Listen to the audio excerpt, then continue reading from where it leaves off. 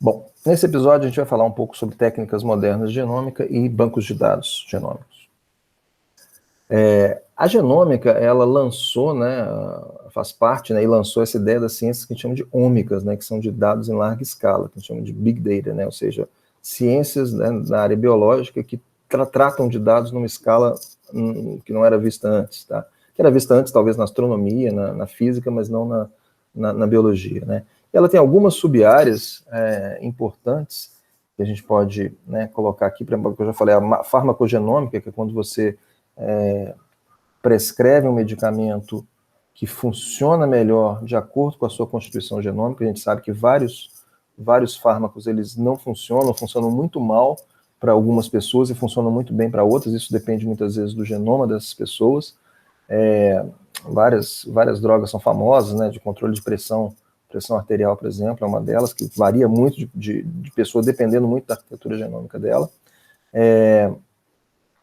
A proteômica, né, que estuda o conjunto de proteínas expressas, as suas formas, também muito importante, porque tem muito a ver com essa conexão com o fenótipo, tá? A gente tem a epigenômica, né, o que é epigenética? A epigenética estuda a herança que não está na sequência de DNA propriamente dita, que está, por exemplo, na metilação desse DNA, né? Então a epigenômica seria essas mudanças de metilação, de formato da cromatina, associadas ao genoma, mas que não estão, né, dentro da sequência de DNA propriamente dita. Tá? A metagenômica vem sendo muito popular ultimamente, quando você coleta uma amostra ambiental de água, de solo, né? E tem também o microbioma, né? Ou seja, no intestino, por exemplo, você tem todo um microbioma ali dentro, você pode coletar uma amostra de intestino, né, e ver quais são os micro-organismos que estão naquele ambiente, né? Então, amostras ambientais fazem parte da metagenômica. Isso tudo depende muito da bioinformática, ou seja, a genômica computacional, né? Grande parte da bioinformática seria qualquer aplicação de informática na área biológica, mas grande parte da bioinformática ela é dedicada a esse estudo de grandes dados da genômica. Você precisa de uma estrutura computacional, de hardware, de software e de pessoas que saibam manipular grandes quantidades de dados e extrair as informações a partir dessas grandes quantidades de dados. Em termos de aplicações, a gente tem várias, né? Genômica estrutural, por exemplo, né? A estrutura dos genomas, o mapeamento genético, então saber não só, né, onde que os genes estão, qual que é a função deles, né? Descrever toda essa estrutura, analisar essa estrutura, identificar duplicações, repetições. A genômica funcional, né? Tem a ver com a anotação genômica, né? Então, uma vez que você sabe onde que cada parte do genoma está, o que que ela é, a função dela, identificar a função daqueles genes, os produtos que são codificados, as suas variações, a sua importância, né? E a genômica comparativa, né, que para nós aqui numa aula de evolução é a mais importante, porque pode estar ligada, por exemplo, a questões evolutivas, seleção natural, deriva genética, né, quais são as partes do genoma mais sujeitas à seleção, né, uma comparação de genomas de diferentes organismos nos permite isso. Mas também pode ser aplicado na área da saúde, né, quando você compara, por exemplo, diferentes células, né, então a evolução de células tumorais, de câncer, por exemplo, ela pode ser feita dessa forma, tá? Então, atualmente, gente, saindo daquele método de Sanger tradicional, né, desde os anos 90, a gente precisa, para ter acesso a dados genômicos, a gente precisa, de fato, de um sequenciamento de alto rendimento. Então, o que a gente chama de, muitas vezes, de next generation, né, ou seja, sequenciamento de próxima geração ou sequenciamento de alto rendimento, tá?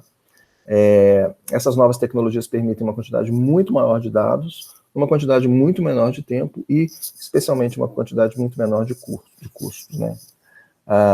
No caso, por exemplo, uma comparação aqui do método Sanger, por exemplo, a síntese, né, a clonagem e o sequenciamento são etapas separadas, no sequenciamento de alto rendimento são feitos simultaneamente, no método Sanger são fragmentos geralmente de 1000 pares de base, aqui são fragmentos menores, você acaba picotando mais o DNA, tá?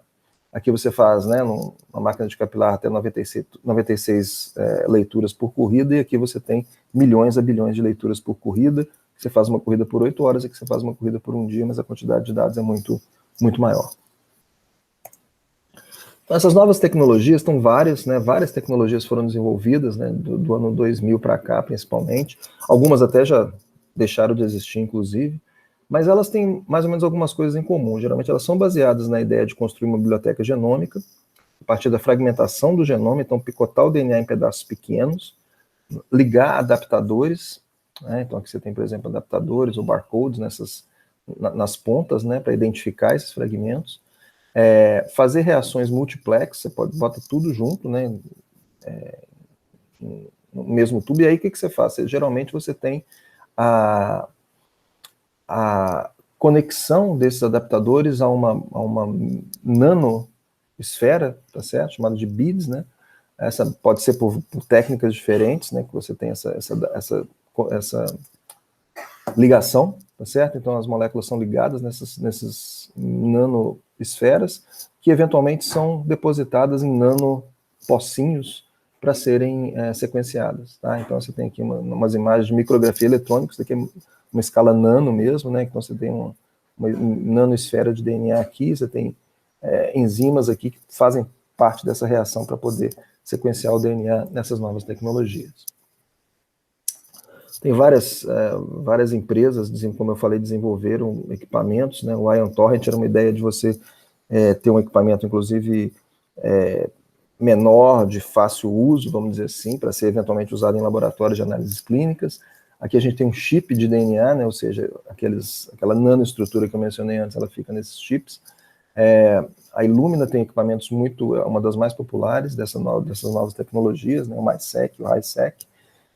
Mais recentemente você tem a PacBio, que faz esse sequenciamento em tempo real, e um bem interessante é a Nanopore, esse Minion, por exemplo, que seria um equipamento minúsculo, né, tamanho de um pendrive, que você conseguiria, né, conectar num notebook, por exemplo, colocar sua amostra aqui, e a fita de DNA ou de RNA, ela passa por um nanopore, né, um nanoporo, e à medida que ela passa nesse nanoporo, ela é lida através da mudança de corrente, né? Essa mudança de corrente vai dando a leitura desse nanoporo. Foi usado, inclusive, no Brasil, quando teve o Zika vírus, tem sido usado agora, inclusive, na Covid também. Tá? Para quem é biólogo e quer ir para o campo, por exemplo, seria uma oportunidade de você, talvez, coletar material e poder sequenciar até no campo mesmo, né? Uma coisa, né, inimaginável alguns anos atrás. Com o desenvolvimento da tecnologia, o custo do sequenciamento caiu vertiginosamente, né? Então, o sequenciamento de um genoma humano, por exemplo, que no começo dos anos 2000 estava na faixa de centenas de milhões de dólares, tá? Ele foi caindo lentamente, mas em 2008, por exemplo, já custava cerca de 10 milhões de dólares, e com o desenvolvimento dessas técnicas de nova geração, a partir de 2008, 2009, 2010, esse custo passou a decrescer vertiginosamente. Isso aqui é uma escala logarítmica, né, gente? Então, 100 milhões, 10 milhões, 1 milhão, 100 mil, 10 mil, 1000. Né? Então, desde 2016, 2015, 2016, um genoma humano custa na faixa de $1.000, tá certo? Esse livro aqui é sobre isso, inclusive, né? Seu genoma por $1.000, tá certo? Então, a ideia, desde então, ele tem ficado mais ou menos nessa faixa, tá?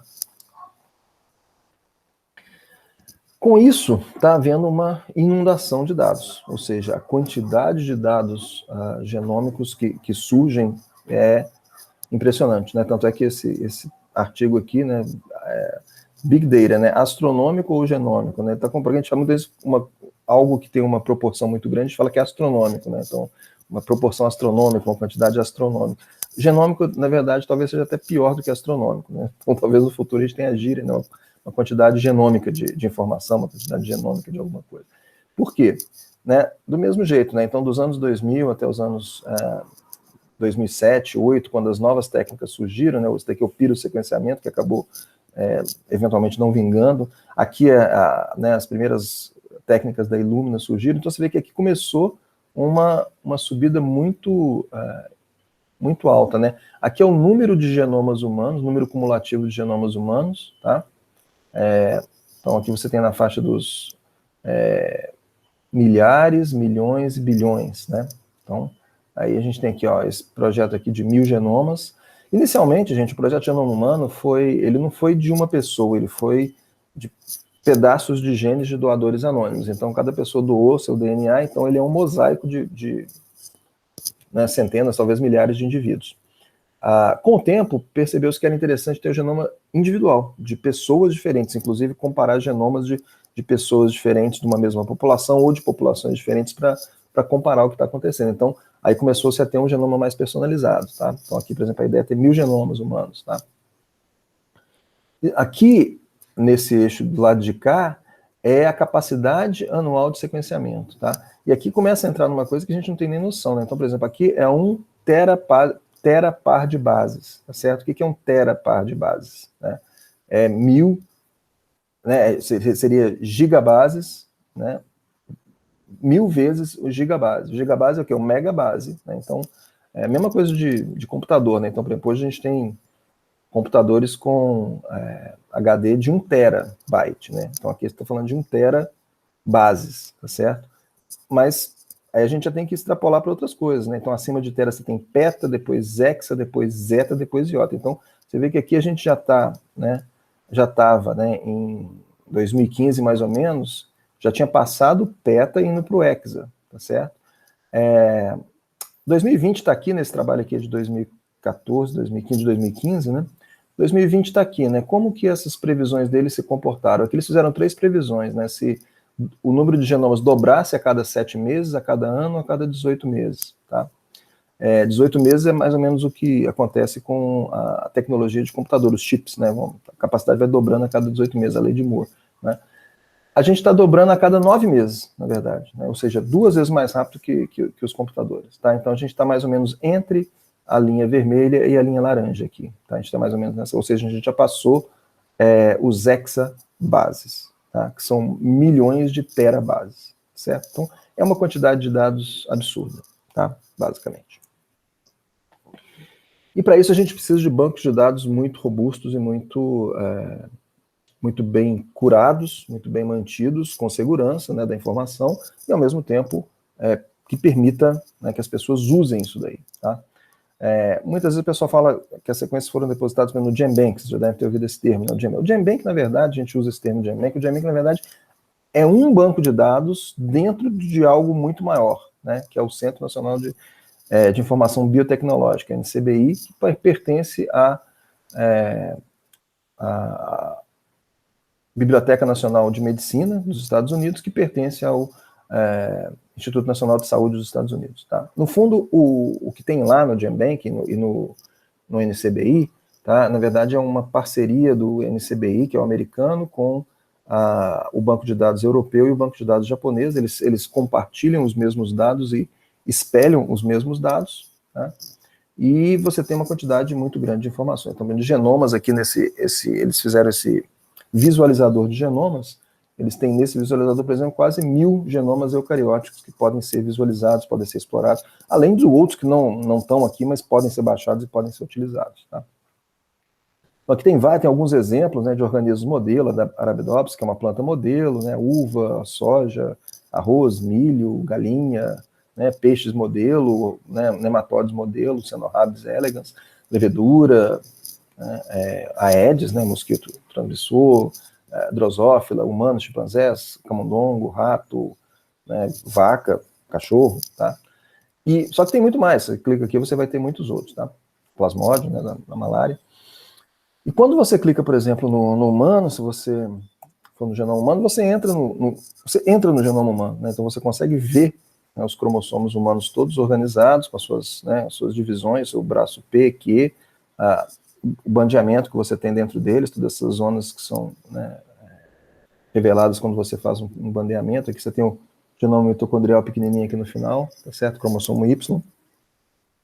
E você pode navegar pelo genoma, você pode entrar num cromossomo, por exemplo, aqui, por exemplo, entrando no cromossomo Y, né, que é o menorzinho aqui, a gente tem todos os detalhes desse cromossomo e você tem, inclusive, a sequência de DNA desse cromossomo. Então, você consegue explorar, você tem anotações aqui. Então, aqui, por exemplo, a gente está nessa, que é o centrômero, né, a gente está nesse pedaço do cromossomo Y, exatamente nessa posição, você tem a posição, você tem os genes, você tem o que ele codifica, o que ele está ligado, você tem links para eventuais doenças que aquilo lá pode estar associado, proteínas que podem ser codificadas e assim por diante. Tá? Então você pode realmente navegar e explorar o genoma através de um banco de dados. Quando você tem um trabalho de genômica, né, muitas vezes, a grande maioria dos trabalhos que sequenciam genomas, geralmente às vezes pela primeira vez daquela espécie, né, eles geram esse tipo de gráfico, né, esse gráfico circular aí. Esse gráfico pode ser feito de várias formas e pode representar várias coisas diferentes, mas geralmente o que ele tem? Ele tem várias informações, né? Você tem os cromossomos, tá certo? Arranjados aqui em volta, né? E aí, né? Então, 1, 2, 3, 4, 5, assim por diante, tá certo? Dentro deles você tem várias linhas de informação aqui que podem ser coisas diferentes. Pode ser, por exemplo, os genes que foram identificados, o conteúdo GC, né, de guanina citosina, a porcentagem disso que é um indicativo da existência de genes, por exemplo. Porções repetitivas, você pode ter porções não codificantes, polimorfismos únicos, né, SNPs, que a gente chama, SNPs. Pode ter várias informações mapeadas aqui nesses anéis de fora, tá? E aqui dentro você pode ter esses elásticos aqui, nessas fitas aqui, que conectam partes que são homólogas, que são duplicadas, né, que são homólogas, mas em termos de duplicação, né? Então você tem, por exemplo, toda essa parte aqui, ó, tem uma identidade com essa daqui, tá? Então, ou seja, essa parte aqui é descendente da mesma dessa daqui, né? São homólogos, né? São parálogos, né? Descendentes da mesma cópia ancestral e foi produto de duplicação gênica. Aqui também com então todas as conexões aqui estão mostrando duplicações que ocorreram dentro desse genoma, tá? Você pode fazer isso dentro de uma mesma espécie, né, do mesmo indivíduo, de uma mesma espécie, contrastando partes do genoma dele com ele mesmo, ou você pode também fazer essa comparação entre espécies diferentes, né? Esse trabalho aqui, por exemplo, comparou várias espécies de Lepidoptera, né, e comparou o genoma delas. Então você vê, por exemplo, essa PR-SNP aqui, né, comparado com essas outras três espécies aqui, você tem toda essa homologia entre os cromossomos dele. Então você pode fazer algo tipo isso daqui, né, que você tem a filogenia dessas espécies, e aí você vê que, por exemplo, o genoma de NAP é um genoma muito condensado, você vê que os cromossomos são menos cromossomos com mais informação. Então você vê que, por exemplo, o cromossomo 2 dela, ele tem partes desse cromossomo, que é homólogo nessas outras três espécies, juntando com esse daqui, juntando com esse daqui. Já esse daqui, que nessas três espécies está no mesmo cromossomo, verde, foi separado em 2 cromossomos na NAP. Tá? Então você consegue enxergar e você consegue talvez mapear, né, usando a filogenia, você consegue mapear fusões, fissões cromossômicas, duplicações genômicas, duplicações gênicas, ou duplicações genômicas que foram ocorrendo ao longo do tempo. Então essa comparação de genomas de espécies diferentes nos permite inferir a evolução dos genomas, dos cromossomos e das espécies ao longo do tempo. Bom, desse episódio é isso. No próximo a gente vai falar sobre a estrutura do genoma.